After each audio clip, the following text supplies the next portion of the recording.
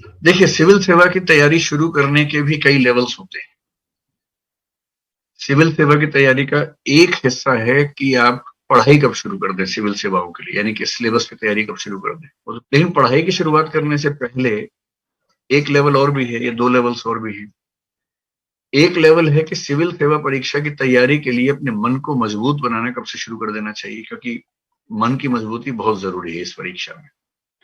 ये 2 दिन, 4 दिन की तैयारी नहीं है।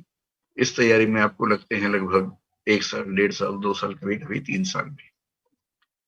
और वो भी ऐसा टाइम जिसमें आपको बहुत ज़्यादा पढ़ना पड़ता है। मतलब कभी-कभी 10 घंटे, 12 घंटे। शुरुआत में आप 6 घंटे पढ़ेंगे, फिर 8 घंटे होगा। धीरे-धीरे आपका खुद मन करेगा ज़्यादा पढ़ने का और तब तैयारी आपकी सीरियस लेवल पे आएगी।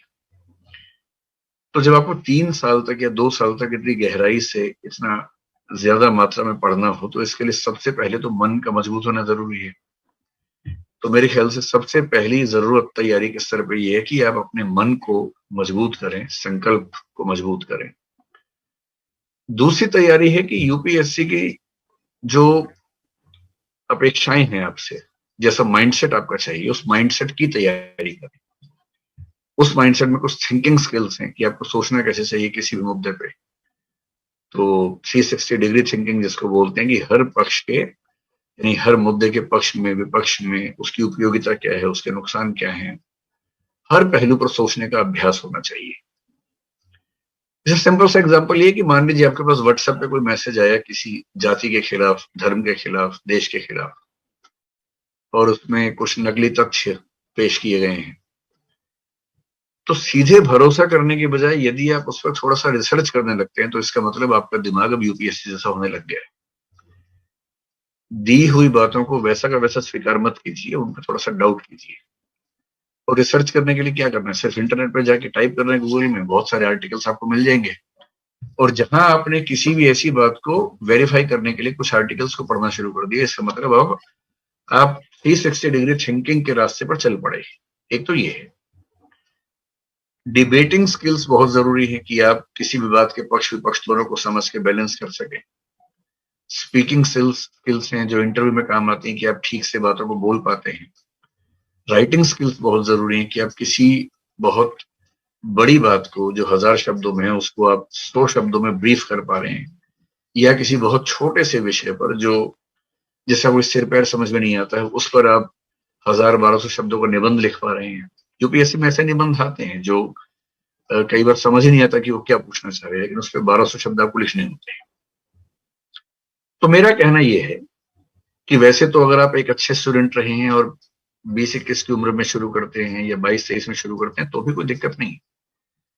लेकिन यदि आप सिविल सेवाओं को लेकर शुरू से सीरियस हैं और आप एज अर्ली एज पॉसिबल उसमें सिलेक्ट होना चाह रहे हैं, क्योंकि जितना जल्दी सिलेक्ट होंगे सीनियोरिटी उतनी ज्यादा मिलेगी, और इस सर्विस का असली मजा कलेक्टर होने में नहीं है, इस सर्विस का असली मजा सेक्रेटरी होने में है। और सेक्रेटरी होने का मतलब लगभग 30-31 साल की सर्विस के बाद आप सेक्रेटरी बनते हैं। तो यदि आप 23 की उम्र में आईएएस बनते हैं तो आप 54 की उम्र में सेक्रेटरी बनेंगे, तो आपके पास 6 साल और जनरली 2 साल एक्स्ट्रा मान सकते हैं अगर आपको ऐसी पोस्टिंग मिल जाती है बाद में। तो 6 से 8 साल सेक्रेटरी रहने का जो आनंद है इस सेवा में, यदि आप सिलेक्ट होंगे ही 29-30 की उम्र में, तो आपके पास होंगे ही कुल 30 साल। और 30 साल की सर्विस में तो वैसे भी कोई सेक्रेटरी नहीं बन पाता है। तो अब जॉइंट सेक्रेटरी बन के, एडिशनल सेक्रेटरी बन के रिटायर हो जाएंगे सेंटर में, उसमें फिर वो मजा नहीं है।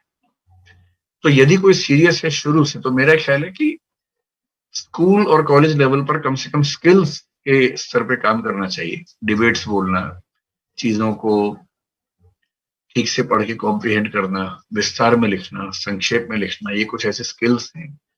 हो सके तो स्कूल कॉलेज में कुछ लीडरशिप पोजीशंस को संभालना। कोई सोसाइटी है स्कूल या कॉलेज में, उसके अध्यक्ष बन गए, उसमें थोड़ा सा नेतृत्व कैसे करते हैं, प्लानिंग कैसे करते हैं, कोऑर्डिनेशन कैसे करते हैं, सबको साथ लेके कैसे चलते हैं, वो सब स्किल्स अगर आप पाएंगी, इन सब का फायदा इंटरव्यू में काफी ज्यादा मिलता है, क्योंकि आपका एक्सपीरियंस इतना रिच होता है कि आपके आंसर्स बहुत मैच्योर हो जाते हैं उसके बाद। तो मेरा ख्याल है कि आपको स्कूल और कॉलेज की लाइफ में एक तो मोटिवेशन, अपना मन मजबूत करने के लिए कुछ सिविल सेवाओं की या सिविल सेवकों की डायरी पढ़ लीजिए, उनकी किताबें पढ़िए उनके बारे में। कुछ जैसे एक उपन्यास पिछले साल आया था 12th फेल, जो एक बच्चे की कहानी है जिसने 12वीं क्लास में फेल होने के बावजूद बाद में आईपीएस वो बना, मनोज उसका नाम है, अभी डीआईजी है महाराष्ट्र में। ऐसे कुछ कहानियां आपको मोटिवेशन के लिए हेल्पफुल हो सकती है, तो शुरुआत में 10वीं 11वीं 12वीं क्लास में वो सब पढ़ सकते हैं ऐसी कहानी।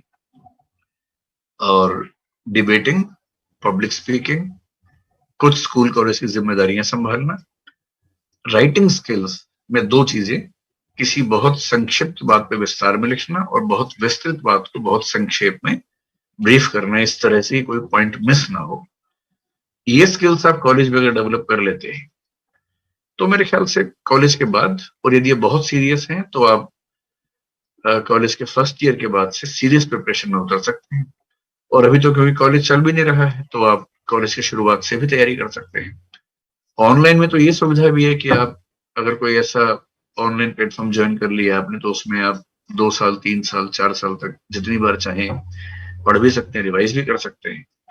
तो आप जिस भी यूनिवर्सिटी में, जिस भी कॉलेज में पढ़ते हैं, वहीं रहते हुए ऑनलाइन प्रिपरेशन की मदद से तैयारी की शुरुआत कर सकते हैं। पहले ये लिमिटेशन थी कि आप कॉलेज कर लेंगे, फिर आपको तैयारी करने के लिए किसी और शहर में जाना होगा, फिर वहां जाके आप तैयारी शुरू करेंगे। अब तो वो लिमिटेशन है नहीं, आप जहां भी रहते हैं वहीं से जो भी ऑनलाइन प्लेटफॉर्म आपको अच्छा लगे उस ऑनलाइन प्लेटफॉर्म से मदद लेके अपनी तैयारी शुरू कर सकते हैं। कॉलेज के साथ फर्स्ट या सेकेंड ईयर में शुरू कर देना चाहिए।